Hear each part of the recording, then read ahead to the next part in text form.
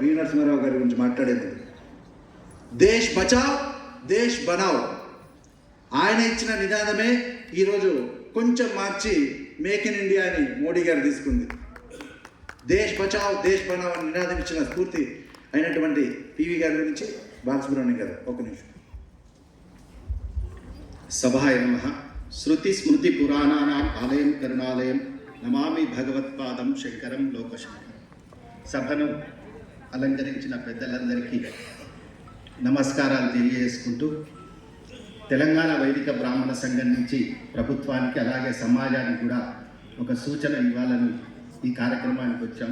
ఎందుకంటే పెద్దలు భారతరత్న అవార్డు ఇచ్చిన ప్రభుత్వానికి కృతజ్ఞతలు తెలియజేసుకుంటూ, ఆ మహోన్నత వ్యక్తిని నీరాజాలను ఎప్పుడంటే వారి యొక్క వారసత్వాన్ని, వారి యొక్క ఆశయాలను మనము ప్రజలకు అందించినప్పుడు, సమాజానికి అందించినప్పుడే నిజమైన వారసులం అవుతామని ఈ సందర్భంగా తెలియజేస్తున్నాం.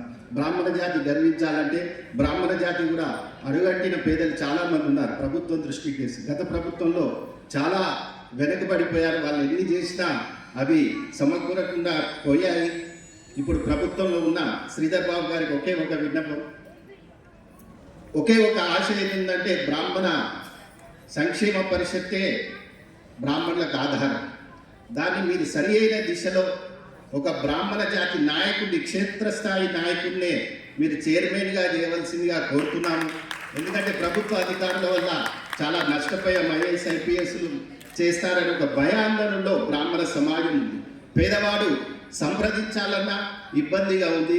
కాబట్టి మీరు ఇది దృష్టిలో పెట్టుకొని బ్రాహ్మణ సంక్షేమ పరిషత్కు క్షేత్రస్థాయి బ్రాహ్మణ నాయకులనే నియమించాలనేది ప్రధానమైన విజ్ఞప్తి చేస్తూ, ఈ సందర్భంగా ఏమైనా తప్పులుంటే క్షమించాలి పెద్దలు.